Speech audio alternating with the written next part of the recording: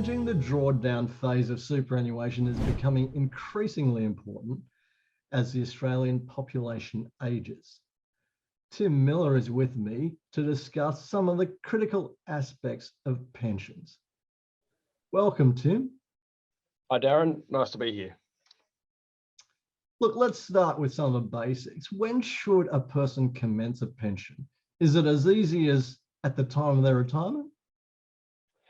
Look, it's funny that when I was contemplating talking about this subject, I did highlight the simplicity of pensions from a conceptual point of view, but when you break it down into the whens and hows of starting pensions, it probably does get a little bit more complex than that, and will always be driven by individual circumstances. So, you know, retirement's the obvious answer with reference to when to start the pension, but certainly, you know, as people tend to work a little bit longer now, you know, the whole idea of starting a pension once attaining preservation age, which for a lot of people will eventually just be 60 across the board, but we've got that staggered approach to preservation at the moment.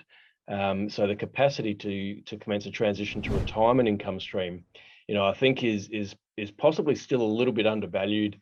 Not so much for the income requirements of the members, but more so for the estate planning issues associated with it. So I still think there is great value in looking at using the transition to retirement income stream once you attain preservation age to kick off your pension planning strategies as such.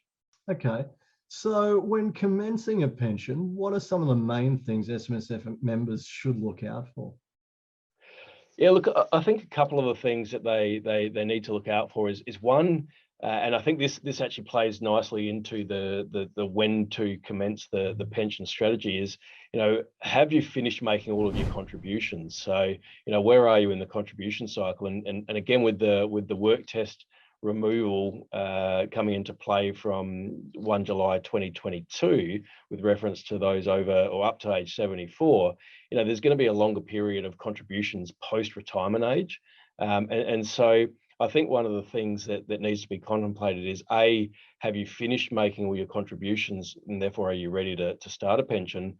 Or B, do you actually want to start a pension before making contributions so you can isolate certain parts of your benefit from an estate planning point of view? So, you know, blended families and other things. Do you want to put a taxable pension in place and then start a tax-free pension with your non-concessional contributions? So, you know, the whats and the whens and the hows really do come into the planning piece.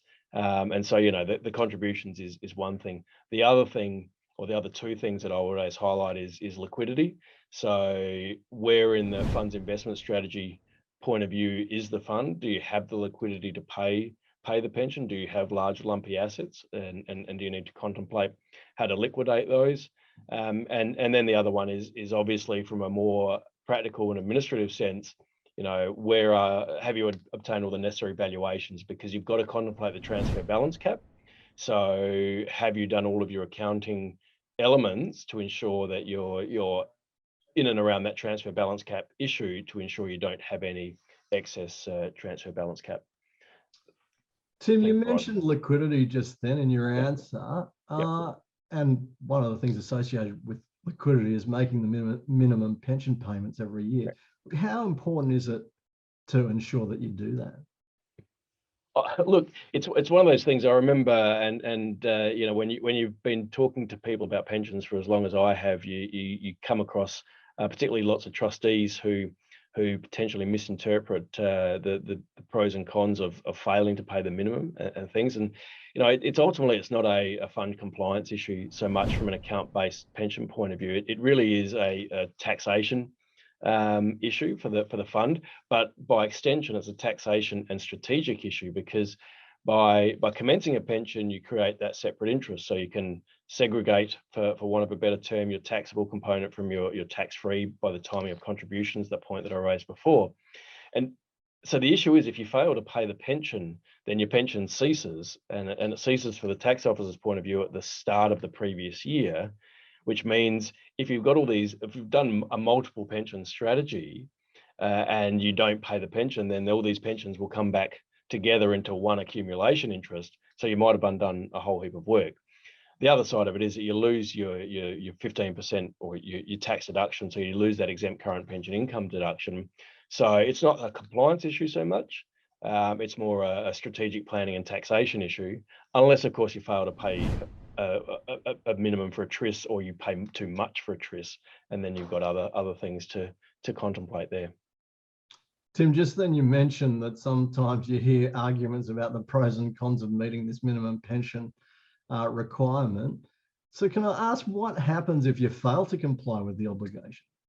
Yeah, so look, what the real issue is you've got your reporting issue for transfer balance cap. So you've got to contemplate that, and so you actually, and it's a bit of a weird process, but you ultimately cancel the transfer balance cap reporting as at 30 June from a valuation point of view. So you get your debit at the end of the year, and then you would start, in theory, a new pension in the following year if your objective is to keep it going. And so you'd get your effectively your matching credit. So it doesn't really create too much of an issue from a transfer balance cap point of view. But from an exempt pension income deduction point of view, the tax officer's position is that the pension ceases at the start of the financial year, so at 1 July. So therefore, all of the potential CGT planning that you've done throughout the year gets thrown up in the air, because all of a sudden you've gone from being tax exempt to taxable. So you've then realized capital gains and tax on the income. So you ultimately put the fund in a worse income tax position. Yeah. By not drawing down, you probably preserve some level of capital for yourself, but then does the tax offset some of that? Each case is going to be different, but yeah, so you've got tax on the one side, and then you've got transfer balance cap reporting obligations on the other that you need to contemplate. Yeah. Well, thanks for sharing those thoughts with us, Tim, this afternoon. No worries. Thanks for having me, Darren. Tim will be discussing these points in more detail at the Self-Managed Super SMSF Professionals Day 2022, to be held on the 31st of May. If you want to register for the event or find out a little bit more about it, please reference the details on screen now. Thanks again, Tim, and I look forward to hearing more about this topic at the Professionals Day in May. Thanks, Darren.